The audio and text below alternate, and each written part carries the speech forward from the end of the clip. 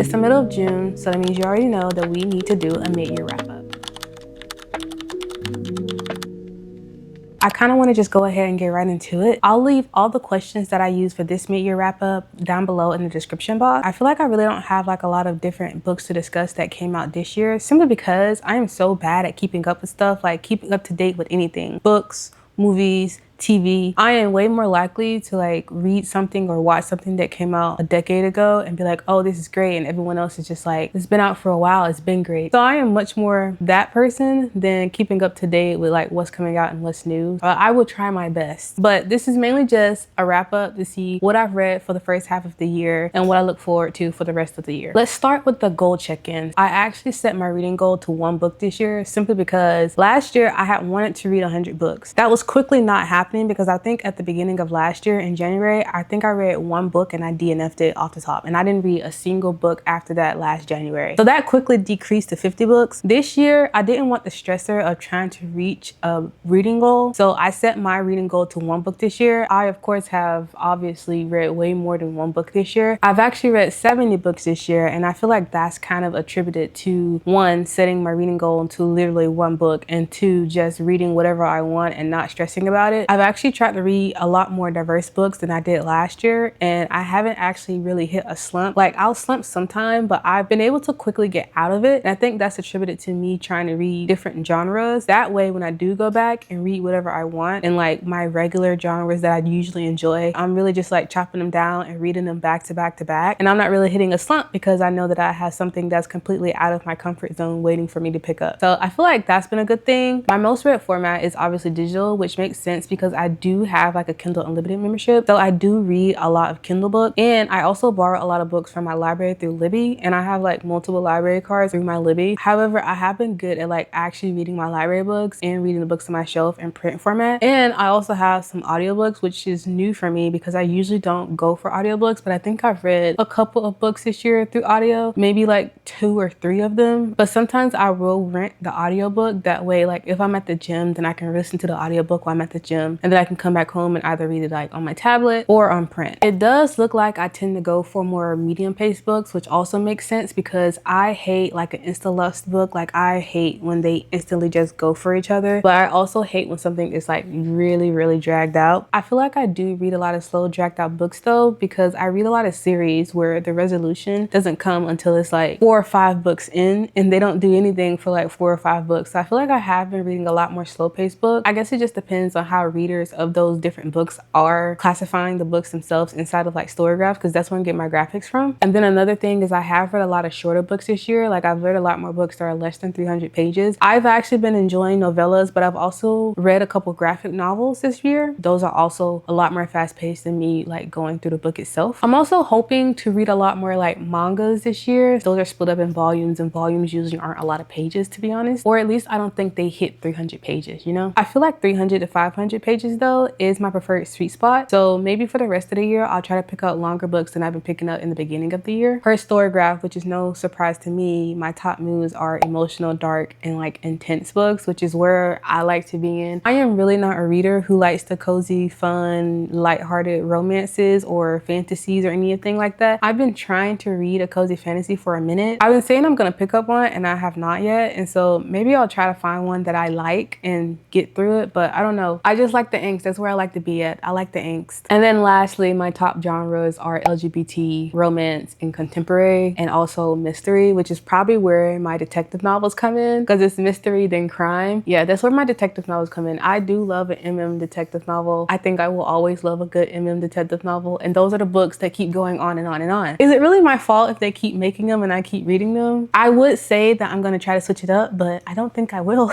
I will say for the rest of the year, I am going to try to pick up possibly more nonfiction books, because I have been doing that for the beginning of the year. I've read now 3 nonfiction books and I've enjoyed all of them. The last one was okay, but I did still enjoy it, like just as a book. And since one of my top reads was Razorblade Tears by S.A. Cosby, I probably will try to read more non-romance thrillers as well. I've been trying to read more thrillers. Like I did, I think in a previous video said that I had started Alice Feeney's My Husband's Wife, but honestly, I really couldn't get into it. I am going to try again. I'm not going to completely DNF it, but I was leaning towards A.C. Cosby's more gritty thrillers, and that's kind of what I like my books to be like. But I do have a couple of thrillers that I've been having my eye on, and so I'll probably try to read those in the second half of the year. I also feel like I don't read a lot of literary fiction. I have some on my shelves that I just never pick up and never get to, and so I'll probably try to do that. I want to read more Don Mays. I know y'all see Heaven's Official Blessing back here. I know y'all see My Love and True Joy, okay? That's my Heaven's Official Blessing. I first read Heaven's Official Blessing like over a year, maybe 2 years ago, and I flew through all 8 books, and then now I have the physical copies. I have to reread it. And then I think I also want to finally get into my high fantasies that I have over here. We don't know what's happening with Game of Thrones, so we're not gonna ask. But that's kind of my generalized reading check-in for the first half of the year. Let's go ahead and get into the specifics. If you see me looking down, I have everything written on my phone and my Notion. Also, if you can hear the rain, y'all, it's storming, and it's storming hard. Can't do nothing about Mother Nature. So if you hear her, just act like you don't, okay? Just act like you don't. The first one is the best and worst books that I've read in 2026 so far. So for best books, I have 3. One of them is my first 5-star of the year. I am stingy with my 5 stars. I do not give them out like candy. I only have 3 5 stars listed ever, like on my Goodreads account. One of them is Vicious by V.E. Schwab. I first read that book and I loved it down, right? The second book is Immune by Avery Hendricks. This is like an MM high fantasy, like true MM high fantasy that I had found out in the ether. And I read the first 2 books and they aren't short books. And I found out that the series wasn't finished, y'all.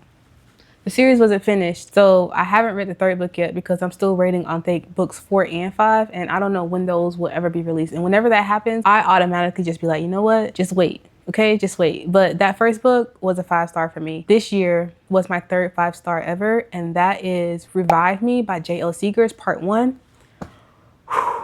Y'all, the way that this book caught me off guard, this is supposed to be a second chance romance, right? But the story follows the story of Mallory and Christopher, but it's spread out over 3 books. Part 1 was basically how they met and how they got together the first time. And it leaves off on such a cliffhanger. Like, y'all, go read this book. It's such a good series. I think the series itself had already been released on Kindle Unlimited, or it was on Kindle at one point, and then they got taken off because the series is now being reprinted in deluxe edition. And so I've just been kind of pacing it out until I can get all the deluxe editions into my hands, because I read the first book in the series, like not Mallory and Chris's story, but the first book ever in the series. It's called Restore Me by J.L. Seegers, and that one was good. It wasn't like my 5-star at the time, but it was still a good story. That one follows like a widow and her dead husband's best friend. I think I covered that one in one of my wrap-up videos, and that one was still good. Mallory and Chris though, Mallory and Chris hit me like, I don't know what happened. I read that book and I was like, dang, you got me this time. And so I really love the way that they got together, and the way that it ended. It was just like, you kind of knew what was going to happen, and you kind of knew that he was going to do what he did, but you just didn't understand the why, and the book gives you the why, and you're like, dang, I understand him, but do we got to go through all this? And so the second book, it has been years since then. The first book, they're in college. You could say the situation is like a fake dating. This is a fake dating second chance romance. Never in my life have I thought to put those 2 tropes together, but for some reason it's working out for me. So the fake dating part is part 1. Parts 2 and 3 is where we're gonna get the second chance, hopefully, and the resolution. But the title of them is making me nervous. Part 1 was called The Act, and when you read it, you understand why it was called The Act. Again, fake dating, but also there's just a lot going on with Chris and Mallory, y'all. There's just a lot going on. And then the second part is called The Affair. I am so scared to pick up this book because I do not, if this is involving cheating, unless it's cheating with my main characters, then I'll usually let it slide. If it's cheating between my main characters, then I'm like, okay. But if it's cheating like involving somebody else, and I'm just like, man, I don't know about that. Like, I can't really get jiggy with that. But I'm so excited to read that one. And then the third part is called The Apology, I want to say. Yeah. What makes it better is that Chris and Mallory, you get a snippet of them from their 3rd book, The Apology, inside the first book of the series, Restore Me. And so you get a snippet of them and like him trying to get her back. So you knew already that they didn't end up together from the beginning of their story, but you know that he's going to try to get her back. And that's what I'm waiting for. I'm waiting for how he's going to try to get her back at the way he did in the first book. You know, that was my 5-star, and that was my best book of 2026 so far, rating wise. Plot wise, I would have to give it to Razor Razor Blade Tears by S.A. Cosby. This follows Ike and Buddy Lee. They are two dads and both of their sons were married together. Ike and Buddy Lee were homophobic towards both of their sons throughout their whole lifetime. Ike and Buddy Lee didn't meet until their sons got killed and they had a joint funeral. That was the first time that Ike and Buddy Lee had like said words to each other. Something happens and it basically starts a revenge spree of them trying to find out who killed their sons. This book took me a while to get through, but I think it was just because it was a thriller and it was my first thriller and I kind of paced it out, but it was so good, y'all. I love this book. I love Buddy Lee. He was hilarious, okay? And I love that there was so much humor while also speaking on like such harsh topics of like homophobia, but also specifically homophobia in the Black community in the American South. I think it was a great book and I think that will also be contributed to like my best book of 2026. And I had to include an honorable mention because I don't feel like I hear anybody talking about this book in like the book spaces. It's called A Star So Dark and Peculiar by Cian Crow. I read this book at the beginning of January. It's a fantasy shifter romance. I don't know what happened when I read this one either, y'all. It was fantastic. And I was like, where's the next book? I always find myself in these situations where I'm waiting for the next book. The second book in this one is also not out, but I highly recommend y'all read it. I love the relationship between our two MCs. Gage and Ethan are our MCs and they're both alphas, but they are different types of shifters. Gage, I want to say, is a wolf shifter and then Ethan is a lion shifter. And then there's also a third category of shifters called griffins. I ate this up. This was also one of those books that I just found out in the ether when I was waiting or trying to find something else to read, and I picked this one up and I was like, let me see what's going on. I don't see a lot of reviews about it. I picked it up. I loved it.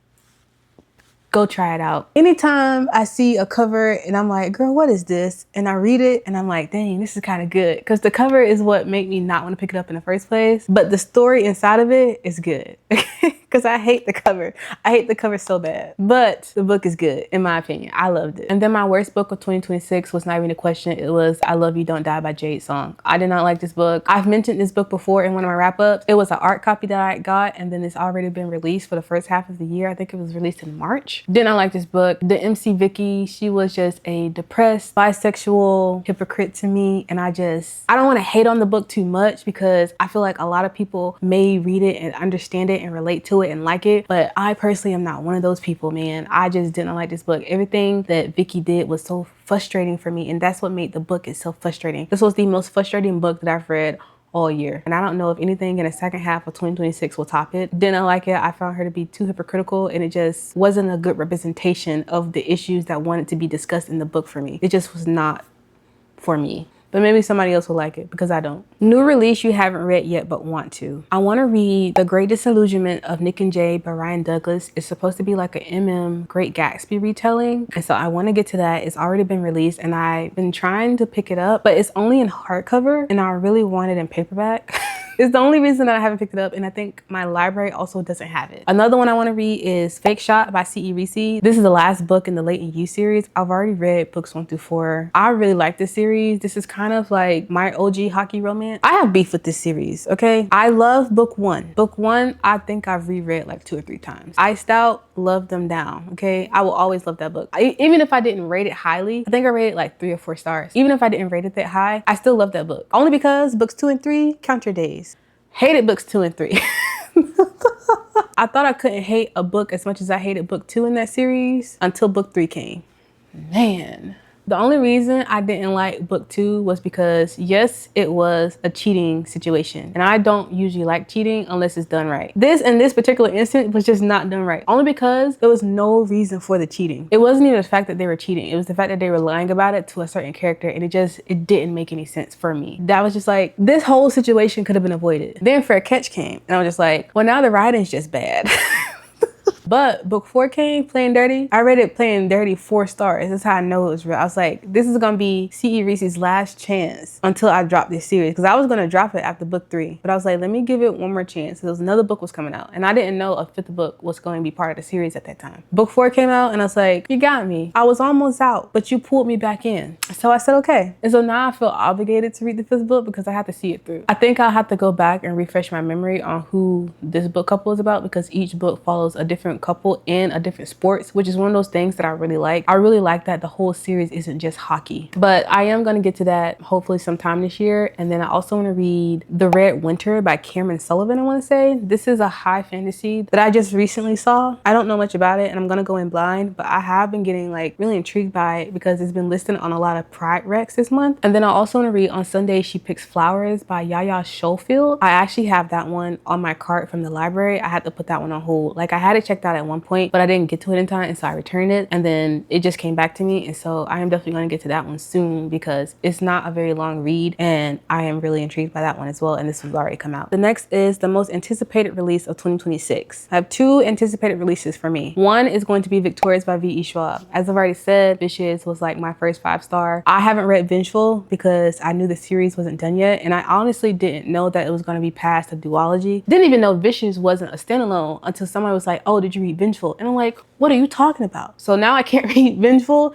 until Victorious come out. I'm one of those people, I need the complete thing just in case I'm like, I read the next book and I'm like, oh, I immediately need to read the next book. I like to have it in my hands. I don't like to wait. So Victorious is a very highly anticipated release for me. People have already been in the arcs, so I'm just like trying to avoid everything that I hear about this book. And then the second one is Astor Place Assault by C.S. Poe. This is part of the Memento Mori series. It is an detective romance series. It follows Detective Larkin and Doyle. I completely fell in love with this series. C.S. Poe's writing is probably one of my favorites. It's so descriptive without it being overly lyrical or tiresome. I have an assumption on what I think is going to happen in the fourth book. Anybody who's read these books would maybe know what I'm talking about, but it has to involve Detective Doyle. It's something that I've noticed in each volume of the Memento Mori series, and I'm just wondering if I'm right. But otherwise, I'm really just reading it for the relationship between Larkin and Doyle. It is so beautifully written, and so I'm highly anticipating the fifth book to be released this year, and so that we can get some kind of resolution. The next one is books you want to get to before the end of the year. None of these are recent, by the way, but a book that I really want to get to before the end of the year is called The Last Son by Katie Edwards. It's part of a series called The Tarot Sequence, and actually when I was researching like books that was coming out in the last part of the year,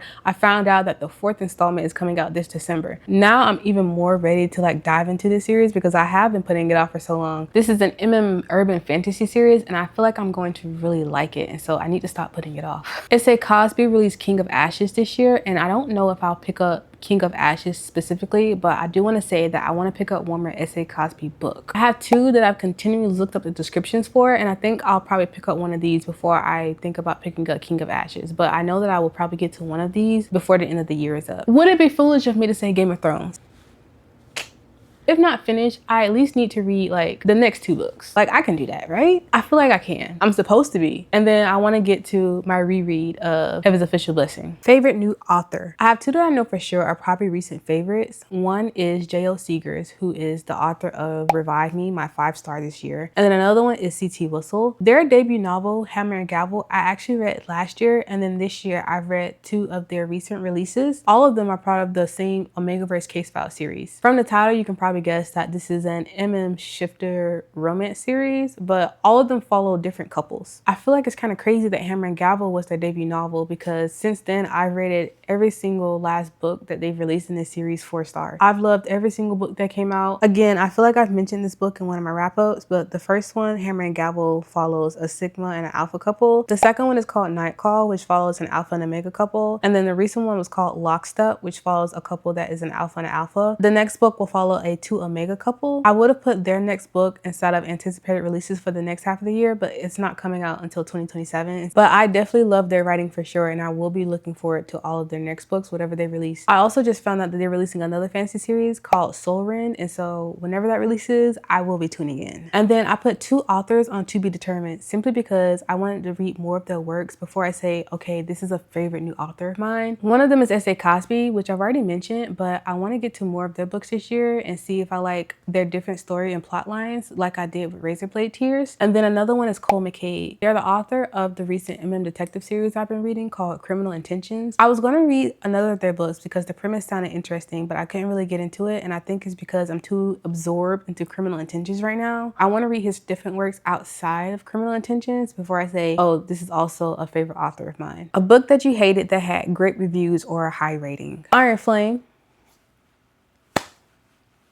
Anticipated 5-star reads: Revive Me 2 and 3, and Victoria's, all of which I've already mentioned, but I do anticipate Victoria's at least being a 5-star read. And I do think I may rate at least one more of the Revive Me series 5 stars. But I don't know. Like I said, I'm pretty picky with my 5 stars, so I never actually know what I would rate 5 stars. It could come out the blue, or I could never have another one again until another year later. My most recent DNF. My last actual DNF was in May, and it was this book called Violent Devotion by El Norel. I felt like it was going to be insta-lust, and I'm just not into that, and I just DNF'd it after like a couple pages. I got a couple chapters in, and I was just like, this isn't my jam. And then I'm about to DNF Hungerstone. I'm reading this for my June TBR simply because I don't like the author's writing style at the moment. It's too flowery for my taste, and I just don't like the way that it's structured. I am going to give it a couple more chapters before I say I'm just not going to finish it. I almost DNF'd the recent read, but I did like follow through simply because it was just too much sex, man. It was just too much sex. I have put a couple of books on the soft DNF, and I would say one of those is Sword Cross by Freya Mars. I just couldn't get into it, and I felt like it wasn't going to be what I was in the mood for at that time. Like I felt it was going to be less romance and more like fantasy world building, and I just wasn't in the mood for that. And then I also soft DNF Winter's Orbit by Everett and Maxwell, which I was really disappointed about. I was really excited to read that one because this is a sci-fi romance, and it was an arranged marriage, and I was really excited for it. But the longer it went on, the more I was like, is this ever going to pick up? So I put that one on soft DNF, and I may get back to it simply because I do own both novels in a duology. I don't think there's going to be a third. I do want to read both of those books, and so I may pick that back up again, or I may just leave it in a DNF pile. My biggest DNF so far has probably been Poetry on Ice by Jesse H. Rain.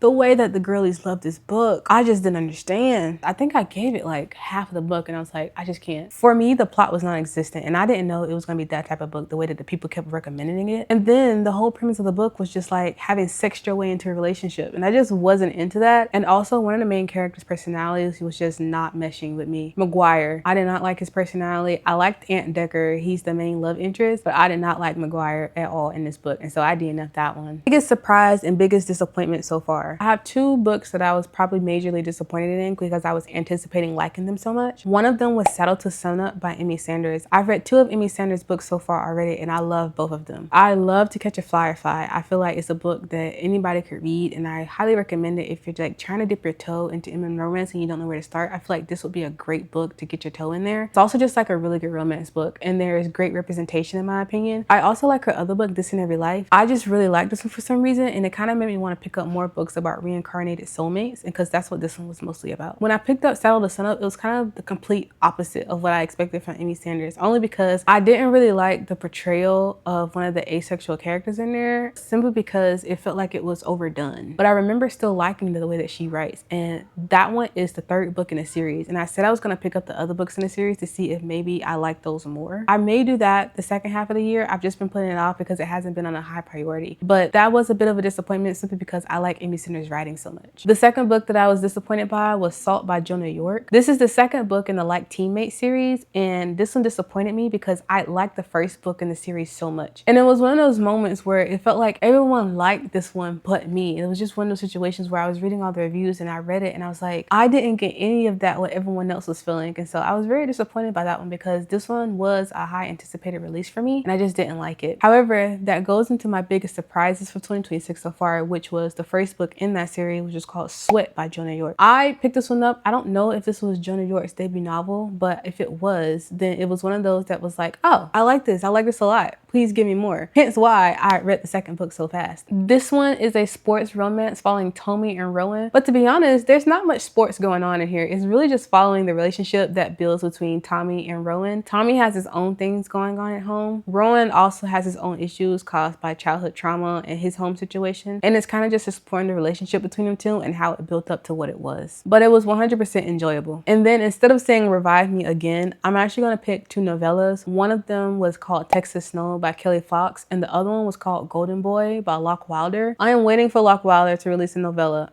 For some reason, I can never find the author on the internet and like their other work. I don't know what's going on, but I can't find them. But I did like both of these novellas. As always, thank you guys so much for tuning in and staying for the end of the video. Comment down below what's your best and worst book of 2026 so far. Let me know what you guys are reading, and I will see you guys next time.